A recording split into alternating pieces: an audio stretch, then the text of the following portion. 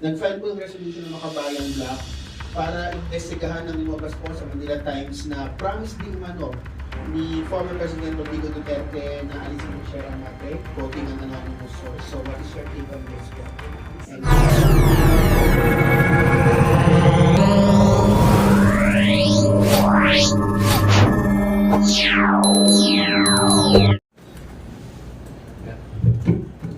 Good morning po, mga congressman.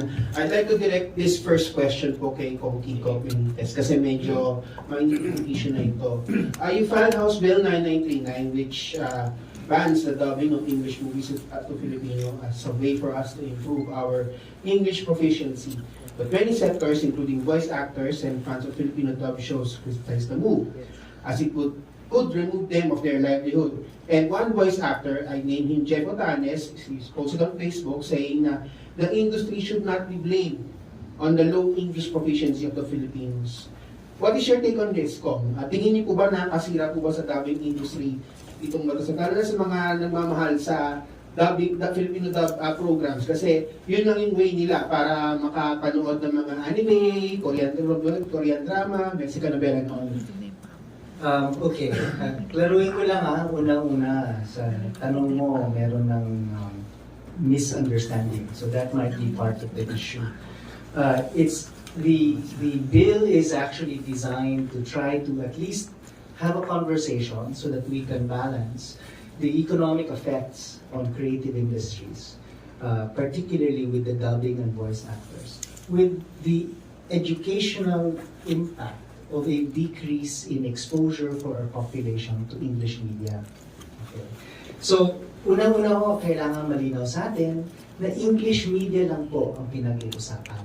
Ang Korean telenovela, ang Japanese anime, i-dub niyo ho yan kahit na gano'n yung kadaming beses at anumang klaseng lingwahe ang gusto niyong i-dub. Okay lang. The premise is that English is an official language of the Philippines, and anything that we can do to increase exposure of our students and access of our general population to English language media can only improve English usage and English capacities locally. But syempre, malaki ho at malawak ang continuum ng anong ibig sabihin ng English media. Kaya nga ho, sinulong namin ng batas na yan, or potential measure, because we need to have a conversation about the educational benefits versus the creative industry economic costs. Siguro naman hindi lang sa inyo that I am also a champion of the creative industry and the development of the creative industry and the creative economy. But we must have that conversation. And so it hasn't yet, I think, been scheduled or agenda for a hearing. So we look forward to as many of the creative industry stakeholders to make their voices heard during the committee hearing, and to see if it in fact can be amended or tweaked, and whether or not in fact the committee decides that the creative industry economic costs far outweigh any educational benefit of such a measure. But let's have the conversation, rather than, for example, the recurring complaint naman of another sector, in fact, of the creative industry, which is our BPO sector, that has been saying for quite a while that the quality of our English capacities have actually slowly been going down over time. Yun lang naman yun, sir. It's not that complicated, but it is going to be a discussion, I hope, at some point, that will be coming up in Congress. Okay, thank you po. My final question na po to everyone kasi nag-file po yung resolution ng Makabayan Block para investigahan ng lumabas po sa Manila Times na promise Diumano ni former President Rodrigo Duterte na alisin ng Madre, quoting an anonymous source. So what is your take on this po? Sorry, what? Alisin po yung Madre. BRP Sierra Madre. Meron daw pong promise Akala ko buto. BRP Sierra Madre. Sorry. BRP Sierra Madre. May promise daw po si former President Duterte na nakipag-usap daw po siya sa Chinese government according to our anonymous source po. Again, it's very difficult to put ourselves on the shoes of the former president. Kaya nga, maging maganda rin na masagot ito ni former president para rin maliwanagan, no?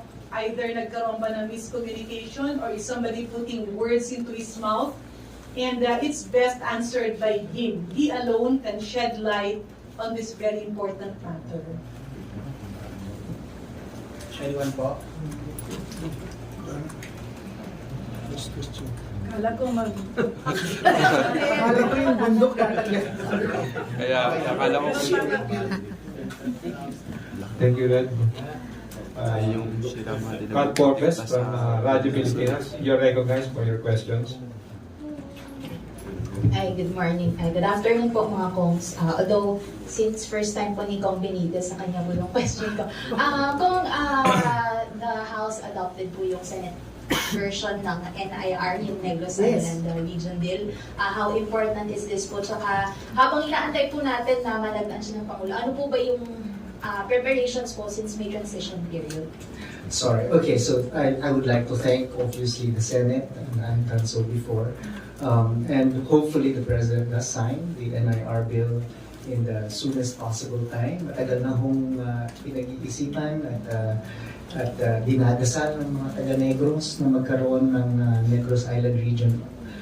Meron hong executive order dati, no, na tinanggal din ni President Duterte because primarily of costs, right? So the new measure attempts to try to address the issue of cost by creating this transition period. And so there has to be a transition team as well, and a task force comprised mostly of local stakeholders, so that the LGUs themselves and the provinces, the governors, no, can help in the transition. Kasi kung ang issue kasi is cost, halimbawa, ang tanong ay, okay, saan mo ilalagay ang regional office ng CHED? Or saan mo ilalagay ang regional office ng DPWH? At sino ang magbabayad? Diba? Kasi it's a budgetary issue. On principle kasi, I think everybody is in agreement that bringing services more to the people and making it more accessible can only redound in faster and better development. No? So the question really is who will shoulder the cost and for when. So yun ang pag-uusapan ngayon ng transition team. Diba? So mag-discussion sila depending on what the evaluation of the efficiency, no? and the cost benefit. Kasi sa transition team, 4 naman yan sila actually. There's the city of Bacolod, which is a chartered city. There's the provincial governor of Negros Occidental. There's the provincial governor of Negros Oriental. And there's the governor of Siquijor. Diba? So pag-uusapan ho nila kung sino po ang handa, sino po ang able, at sino pong willing, no, to help ensure that the budgetary issue that DBM is very clear about and was the original reason bakit tinanggal ang NIR dati, ay pwede namang masagutan. In other words, dahil may clamor ho from the ground na ibalik ang NIR, I don't know of any real measure na lahat ho, as in lahat, ng representatives involved ay pumirma as principal co-authors actually. Kasi nga ako ganun ang clamor sa amin. Now that there's such a clamor, and since we are the ones who want it, the local government units and the local chief executives are willing to help in the transition, to ensure lang that it's viable and feasible, and it is realized in the shortest possible time. Thank you. Ms. Annalisa Verano from Bombo Radio. Kong Green, good morning po. This is a local issue, Kong. Exam link po sa West Visayas University. Mag-retake po daw ng exam ulit ang mahigit 20,000 ng mga estudyante. May we know po kung anong update dito, Kong, bilang isa sa mga Board of Regents ng nasabing university. Thank you.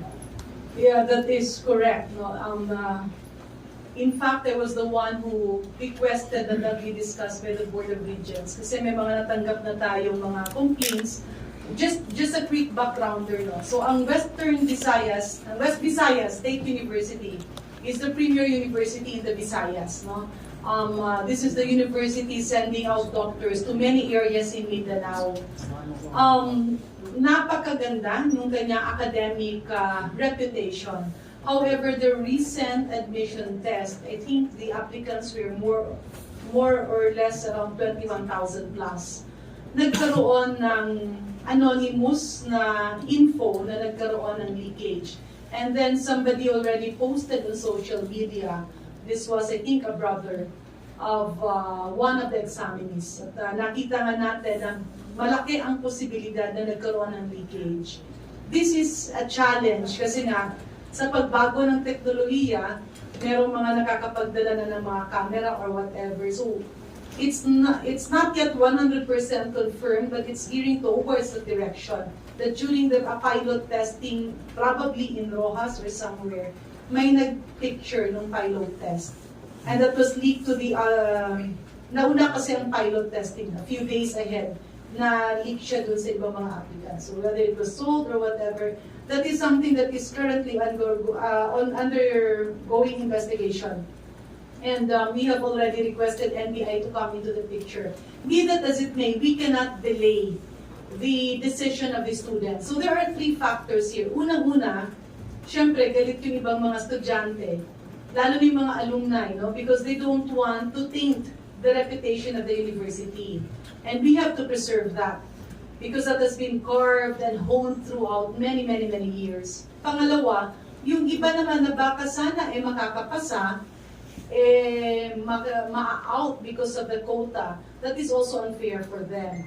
And hindi naman natin minamaliit yung mga nakapasa pero hindi dapat deserving, but the academic challenges that they will be garnering within the institution might also be difficult. So maganda nang kesa na pupunta ka doon tapos hindi mo kaya, maghahanap ko ulit ng so ang dami talagang problema. So during the board meeting that we had last Saturday, I believe, either Saturday or Friday, apologies, medyo nawawala na tayo sa mga senior moments. I put forward the proposal of a possible retake, and everybody agreed. The honorable chairperson of the Committee on Higher Education is also amenable kasi ibang mga proposals will take time. But that does not mean that the investigation will stop. Tuloy-tuloy ang investigasyon kung sinong dapat managot, mananagot. But for now, we have to tackle the very first major impact. And that is yung nalilito yung mga 21,000 plus applicants. So earlier this morning, I was in conversation with the university president. Chances are the retake will be mid-April. Magkakaroon ng maraming venues, no? They will be coordinating with the local governments and the universities and other schools all throughout Region 6. Kinarve out lang yung areas, yung address ng mga nag-take dati. And mind you, at no cost, no? Walang bayad yan.